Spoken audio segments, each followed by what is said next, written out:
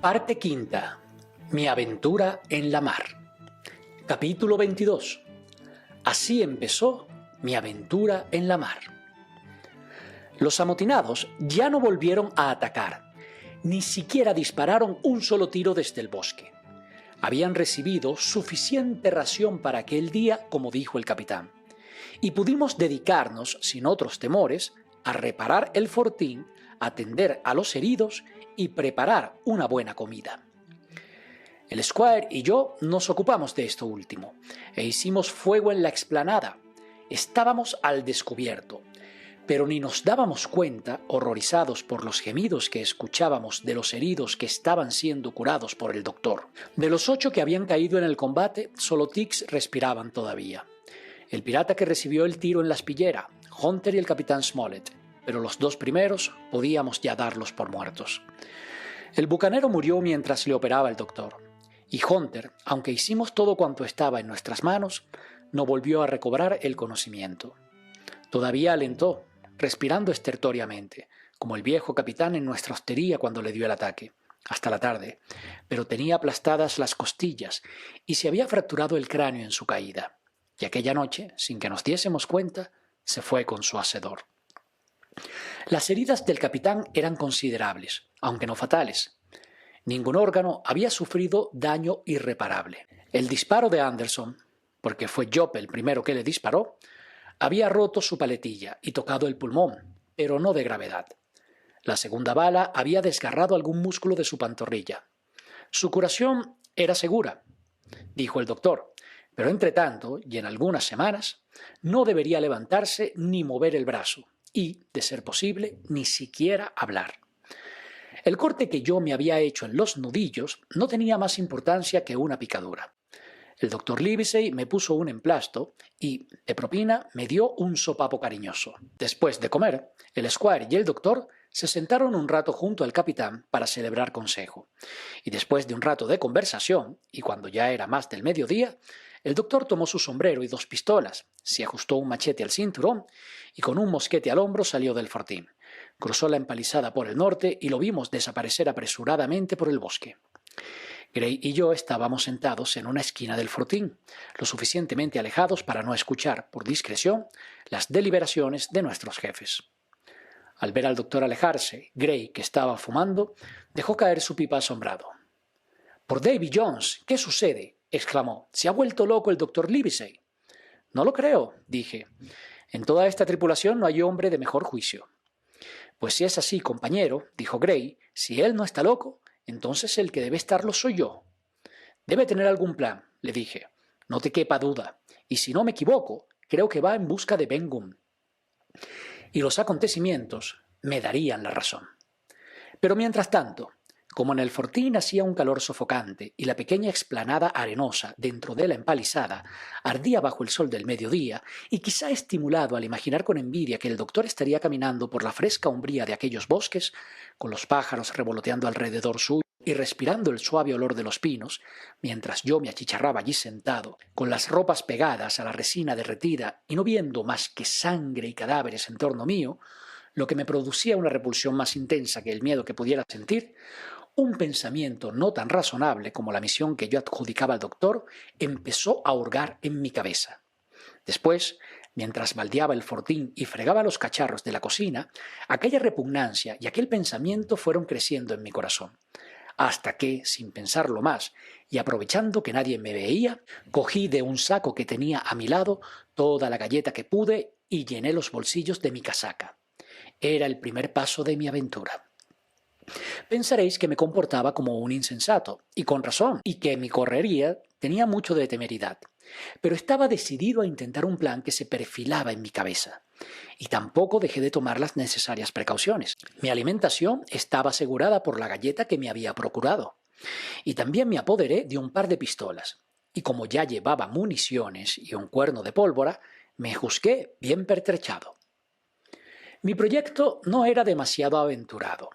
Pensé bajar hasta la restinga, que separaba por el este del fondeadero de la mar, buscar la roca blanca que me había parecido localizar la noche anterior y averiguar si verdaderamente allí se encontraba el bote de Ben Gunn. y, en todo caso, la importancia que pudiera tener ese hallazgo justificaba el riesgo.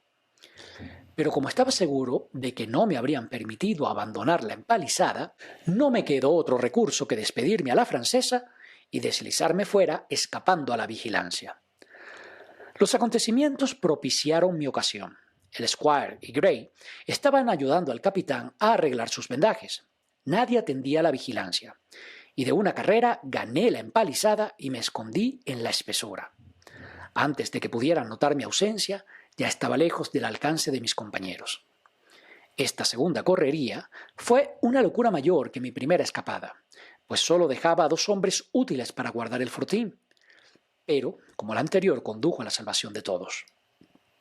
Marché directamente hacia la costa oriental de la isla, porque había resuelto descender a la restinga por el lado del mar, con lo que evitaba todo riesgo de ser descubierto desde el fondeadero.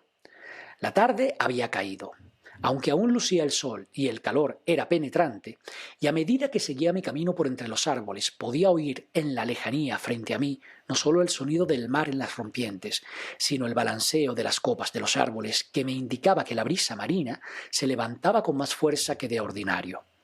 Pronto me llegaron las primeras bocanadas de aire fresco, y en unos pasos salí del bosque y pude contemplar el mar, azulísimo y resplandeciente de sol hasta el horizonte, y el oleaje que batía las playas y las cubría de espuma. Nunca pude ver aquella mar en calma en torno a la isla del tesoro, aun cuando el sol incendiara los aires sobre nuestras cabezas, aunque el cielo estuviera como suspenso, o aunque la mar fuera una limpia y tersa seda azul. Grandes olas seguían batiendo noche y día a lo largo de la costa con formidable estruendo, y no creo que hubiera ni un solo lugar en la isla donde ese ruido no penetrara. Seguí adelante, bordeando la playa, y lleno de alegría. Cuando consideré que ya había avanzado bastante hacia el sur, me deslicé con cuidado escondiéndome entre unos espesos matorrales, hasta que alcancé el lomo de una gran duna, ya en la franja arenosa. Detrás de mí estaba el mar, y, enfrente, el fondeadero. La brisa, como si su violencia de aquella noche la hubiera agotado antes, había cesado, y suaves vientecillos se levantaban variables del sur y del suroeste, arrastrando grandes barcos de niebla. El fondeadero, al socaire de la isla del Esqueleto, era una balsa de aceite, como cuando por primera vez fondeamos en él. La Hispaniola se reflejaba nítidamente en la luna de aquel espejo, desde la cofa a la línea de flotación, y la bandera negra ondeaba en la pena de la cangreja. A un costado amarraba uno de los botes, con Silver en popa. Qué fácil me era siempre reconocerlo. Y en la goleta vi 2 hombres reclinados sobre la amurada de popa. Uno de ellos lucía un gorro rojo, lo que me indicaba que se trataba del mismo forajido que algunas horas antes había yo visto tratando de saltar la empalizada. Al parecer estaban en animada conversación y reían, aunque a tal distancia, más de 1 milla, no podía yo entender ni una palabra. De improviso escuché la más espeluznante vocinglería y, aunque al principio me sobresaltó, pronto reconocí los chillidos del capitán Flint, y hasta me pareció distinguir su brillante plumaje encaramado en el puño de su amo. Poco después soltó cabos el bote y navegó hacia la costa, y el hombre del gorro rojo y su compañero desaparecieron por la cubierta. El sol ya se había ocultado detrás del catalejo, y la niebla empezaba a cubrir rápidamente los contornos, lo que me dio una impresión de súbito anochecer. Vi que no tenía tiempo que perder si quería encontrar el bote aquella misma noche. La roca blanca, que se distinguía perfectamente por encima de la maleza, estaba cerca de 1 milla más abajo, en el arenal, y tardé un buen rato en llegar hasta ella, porque tuve que ir avanzando con todo cuidado, algunas veces a gatas y apartando la vegetación. Ya era casi noche cerrada cuando logré alcanzarla y toqué su áspera superficie. A un lado había una hondonada poco profunda, cubierta de matas y oculta por algunas dunas y arbustos de los que por allí abundaban. Y en el fondo descubrí una pequeña tienda hecha con piel de cabra, como las que los gitanos llevan en sus viajes por Inglaterra. Descendí a la hondonada y levanté la falda de la tienda, y allí estaba el bote de Ben Gunn, o algo que era un bote, porque en mi vida he visto cosa más rudimentaria. Un burdo armazón de palos, cubierto de pieles de cabra con el pelo hacia adentro. Era excesivamente pequeño hasta para mí, y no concibo cómo hubiera podido mantenerse a flote con un hombre hecho y derecho. Tenía una especie de bancada muy tosca, un codaste y un remo de doble pala. Por aquella época yo aún no había visto jamás un coraclo de los que hicieron famosos los antiguos bretones, pero después he visto alguno, y es lo que mejor puede dar una idea sobre el bote de Ben Gunn. Parecía el primer y peor coraclo construido nunca por las manos de un hombre, pero al menos poseía la mayor ventaja del coraclo. Era sumamente liviano y fácil de transportar. Cabe pensar que, ya que había encontrado el bote, debía darme por satisfecho de mi aventura.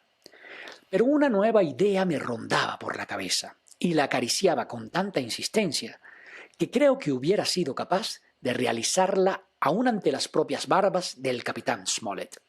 Se trataba de deslizarme, protegido por la oscuridad de la noche, hasta la Hispaniola, cortar sus amarras y dejarla a la deriva para que encallase donde la mar la llevara.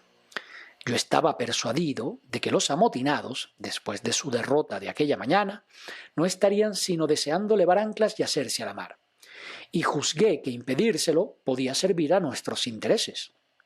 Visto que los vigilantes de la goleta no tenían ningún bote, pensé que llevar a cabo mi plan no entrañaba gran riesgo.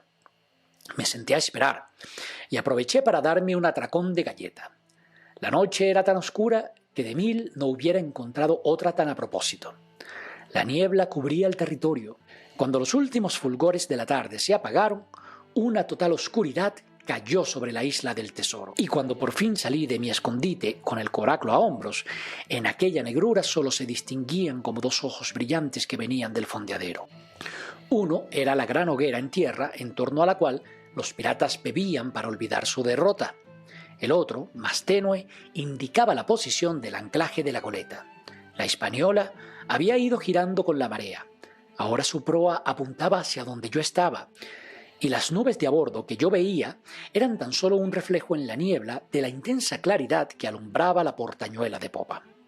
Había comenzado el reflujo, y tuve que atravesar una franja de arena húmeda donde me hundí varias veces hasta las rodillas, hasta que logré alcanzar la orilla. Vadeé unos metros, y cuando ya entendí que había suficiente profundidad, puse el coraclo en posición de navegar.